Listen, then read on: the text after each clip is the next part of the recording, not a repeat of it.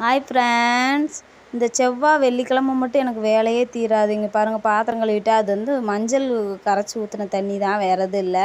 இப்போ எடுத்து போட்டிருக்கேன் டீ போடலான்னு சொல்லிட்டு. அப்புறம் அடுப்பு எப்படி டிசைன் பண்ணியிருக்கேன்னு சொல்லி பாருங்கள். வெள்ளி செவ்வாய் இந்த மாதிரி பொட்டு வச்சா ரொம்ப நல்லது. ஏன்னா நம்ம சமையல் கட்டு தான் ஃபஸ்ட்டு லட்சுமின்னு சொல்லுவாங்க. இங்கே தான் அம்மா குடியிருப்பாங்களாம்மா. அந்த மாதிரி சமையல் கட்டை நீட்டாக வச்சுக்கிறது எனக்கு ரொம்ப பிடிக்கும். பைப்பு திருகின தண்ணியில் இல்லைன்னு இன்னும் சூப்பராக வச்சுருப்பேன். பரவாயில்ல, இதுவும் எனக்கு ரொம்ப பிடிச்சிருக்கு. நீட்டாக வச்சுருக்கேன் பாருங்கள். அடுப்பு எப்படி இருக்குதுன்னு கமெண்ட்டில் சொல்லுங்கள்.